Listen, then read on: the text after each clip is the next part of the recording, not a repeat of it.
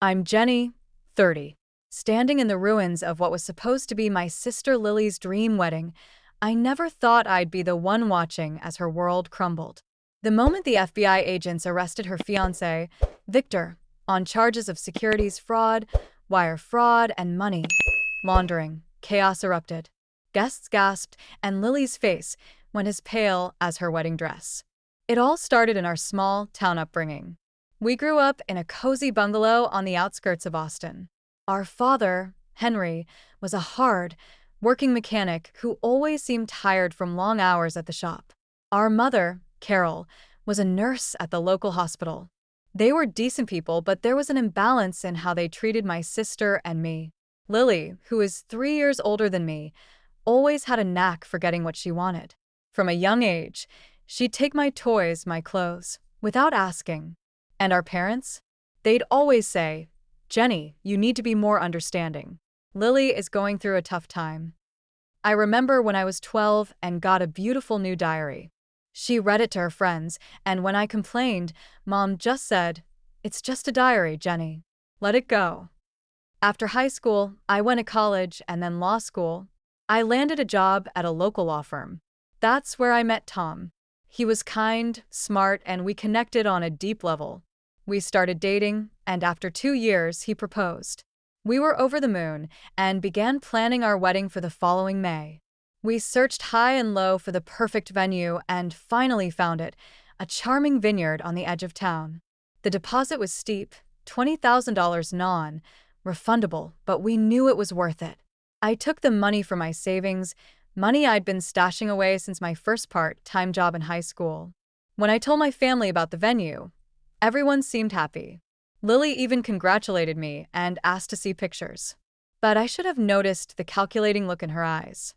2 months later, I was at work when I got a text from the venue coordinator saying the date had been changed to March 15th, and the reservation was now in Lily and Victor's name.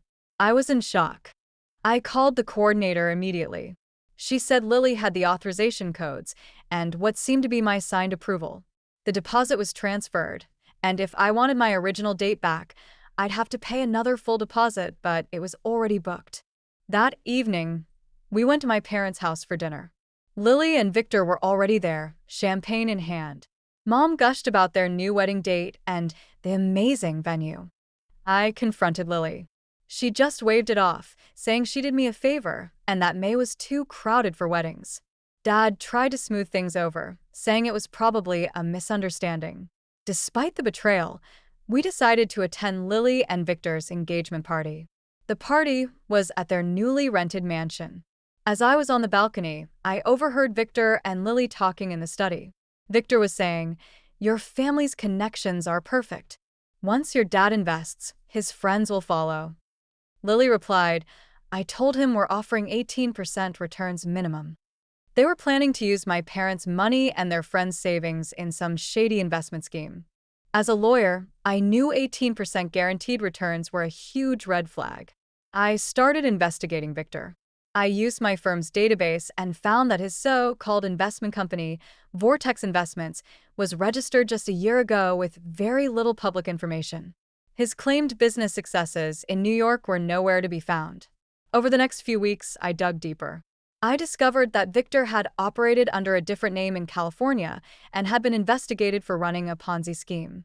I was faced with a difficult choice: expose Victor and potentially implicate Lily, or stay silent and watch my parents and their friends lose their life savings. Lily called me during this time, asking me to be her maid of honor. She acted as if stealing my venue was a minor thing. I was furious, but decided to keep my emotions in check for now. I continued my investigation and finally submitted an anonymous tip to the SEC. A few days later, I got a call from an FBI agent, Agent Diaz. He said they'd been investigating Victor for months and that my information was crucial. He asked me to keep it confidential and said they'd act as soon as they had a solid case. In the weeks leading up to the wedding, I maintained the facade of a supportive sister. I attended all the pre-wedding events, even though it was painful. Lily continued to be dismissive and tried to sabotage my relationship with Tom. She spread rumors that Tom was seeing someone else, but Tom assured me it was all lies. As the wedding day approached, I was filled with conflicting emotions. Part of me wanted to stop the whole thing before my parents lost their money, but another part of me felt like Lily deserved what was coming to her. On the morning of the wedding, I arrived at the vineyard as a bridesmaid. Lily was in the bridal suite, barking orders as usual. As I was checking on the flower delivery, I got a text saying the operation was proceeding as planned and that the agents would be there during the ceremony. As the ceremony began, everything seemed normal. Lily looked beautiful in her gown, and Victor stood at the altar looking confident. But then, right after the officiant said, "If anyone knows of any reason why these two should not be joined in matrimony, speak now or forever hold your peace," Agent Diaz stepped forward.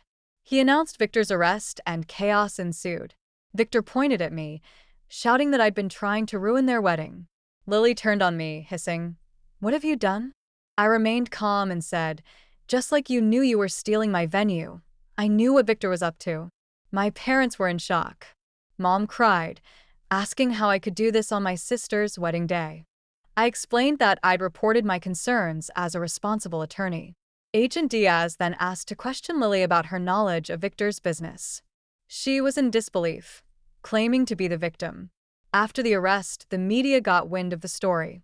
Lily's dream wedding became a national scandal. The days that followed were a blur. Victor remained in federal custody and Lily moved back in with our parents. 2 weeks later, Agent Diaz called to tell me they'd found emails between Lily and Victor showing that she was aware of the fraud. She'd helped target investors, including our parents' friends. The U.S. attorney was reviewing the evidence to decide if she'd be charged. I decided to confront my parents and Lily. I drove to their house and sat them all down. I explained everything I'd discovered and showed them the evidence. At first, Lily tried to deny it, but eventually, she admitted that she'd taken my venue because she was jealous of my relationship with Tom and my career. My parents were heartbroken. They finally realized the damage they'd done by always favoring Lily. Mom started seeing a therapist, and Dad tried to make amends. A week later, Lily was arrested as a co-conspirator. It was a hard pill to swallow, but I knew it was the right thing. 6 months later, I received a check for $20,000 from the Department of Justice, the amount of my venue deposit.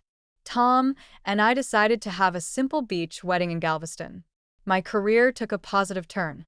My firm recognized my investigative skills and promoted me to work on more high-profile cases. Lily was sentenced to prison, and though it was a painful experience, it brought a strange sense of closure. My parents and I are slowly rebuilding our relationship. Lily sent me a letter from prison, filled with self-reflection. I haven't responded yet, but I know I need to think about it carefully.